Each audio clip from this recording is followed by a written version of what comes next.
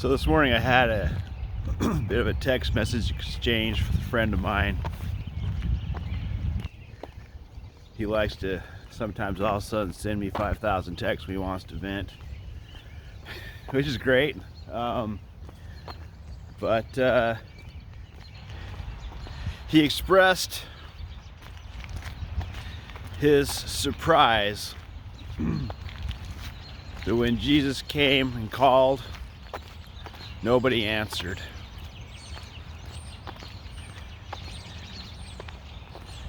And I had to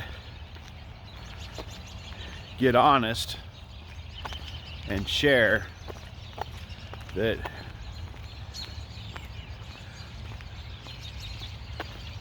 that was because of me. I'm the reason nobody answered.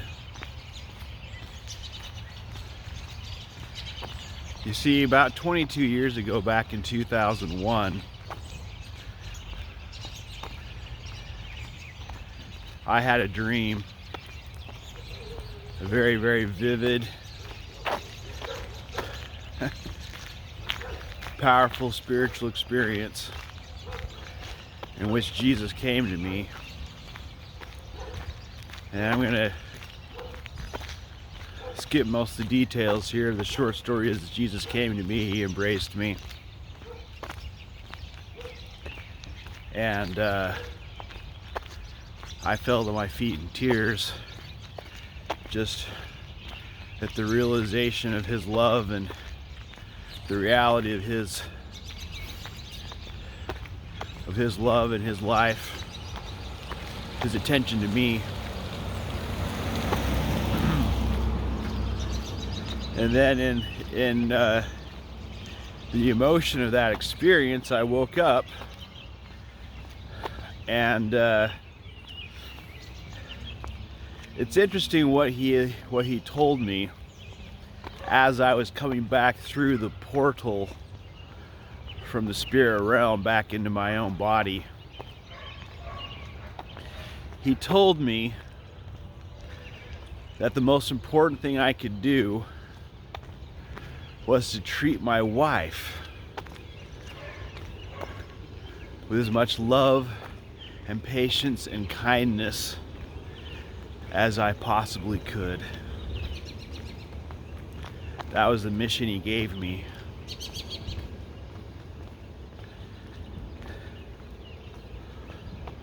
And apparently that was about all I was ready for. Because in hindsight, I really wish he would have told me a few other things. Like, hey, Jared, I need you to repent perfectly and come back. We'll have some more discussions here or something.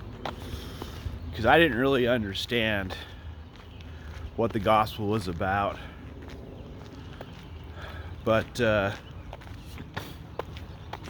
really ashamed to say that in the aftermath of that experience, I essentially turned away from the tree of life. I heard the mocking and the calls from the great and spacious building. At the time this happened, I was utterly destitute. I was very, very poor. We had nothing. We're living in a small apartment in Boise, Idaho, and we literally had almost nothing for entertainment. My wife and I would play Rummy Cube. It's a great game. We didn't have a TV, but that very next week, I went out and I bought a television because I'd always wanted to be able to, hey, that'd be pretty cool to have a TV at home and eat pizza and watch a movie. And I remember, I'm being very explicit here, you guys, going to bed that night and just literally agonizing about it. I absolutely knew that I was going down the wrong path from what I had been shown. Instead of really turning to the Lord as he invited me to do, I bought a television, started watching movies, eating pizza, and being a complete Babylonian schmuck.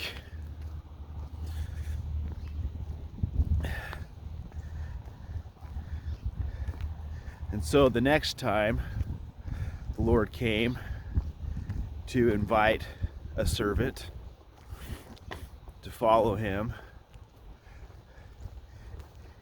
he still had nothing to say besides, I called and no one answered. And I'm looking for somebody to answer the call, because so far nobody else has. And so I come before you today as a failed prophet. A failed prophet. And my greatest desire and my great objective is to finally, once and for all, repent perfectly, become fully consecrated to the Lord, so that someday I might be accounted worthy, maybe worthy to someday sweep the street leading to Zion. If I could get that far, I'd feel like I'd done pretty damn well.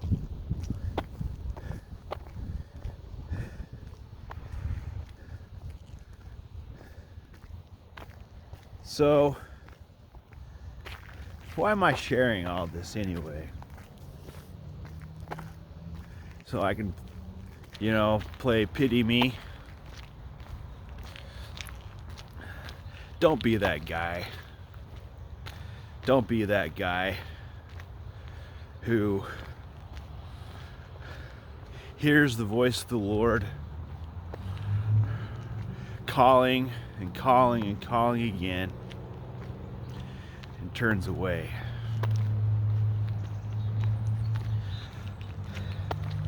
In all fairness, I was coming out of the LDS tradition. I had all kinds of nonsense in my head. And, for years, before and after, I agonized. I was like, what the hell is going on? Because I read all this stuff in the Book of Mormon teaching the pure doctrine of Christ, and it sure as heck wasn't what the church was teaching. But I lauded the leaders of the LDS church as prophets, seers, and revelators, and I couldn't figure it out for a long time. And so I was trying to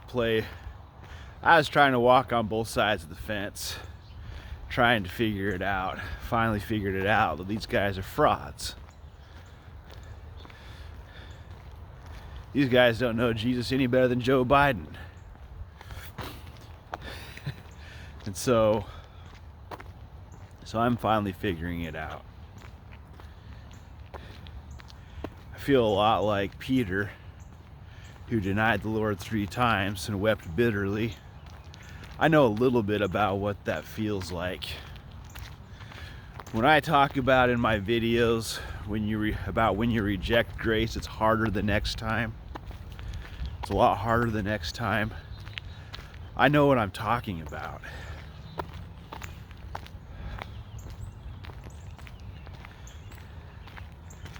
And the best I can hope for at this point is if I can maybe be a little bit like Amulek.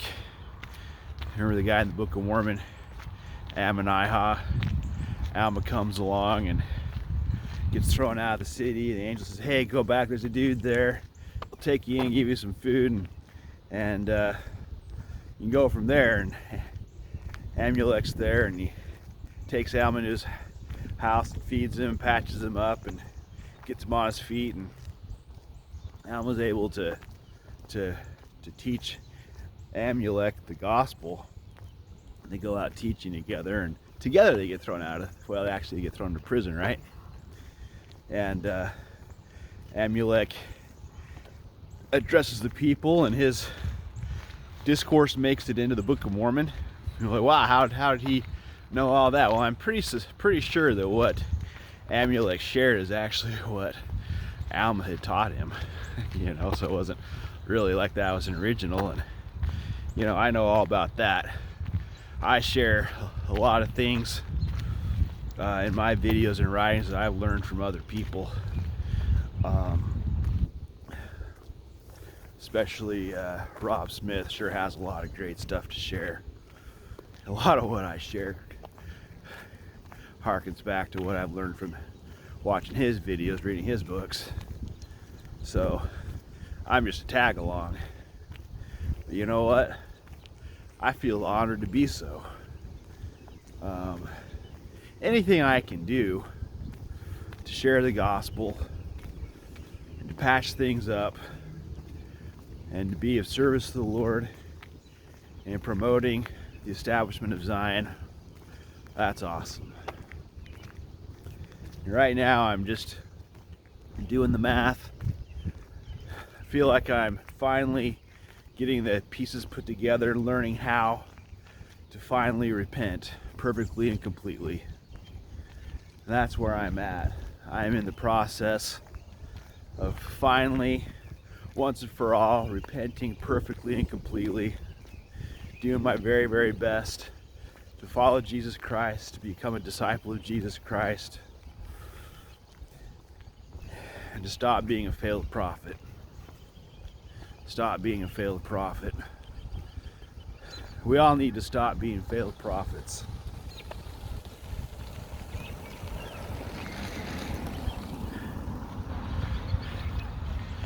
The Lord didn't send us here to fail. He did not send us here to fail. He sent us here to win.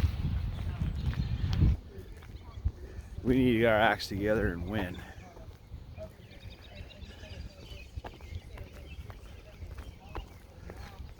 So, I guess that's all I have to share this morning. I just wanted to share those few thoughts. Come clean. Tell you where I'm at, where I've been, where I'm going. Invite you to similarly make an evaluation. Believe the scriptures. Believe the witnesses of the prophets. Rise up from the dust, rise up from the ashes of your life. Rise up and be men, be women, be true servants and messengers and disciples of Christ. Let's join together and do this thing. Let's join together and do this thing,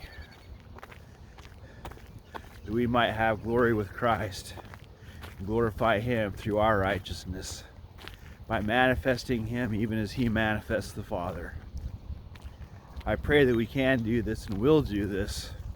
This is our destiny. This is the appointed hour.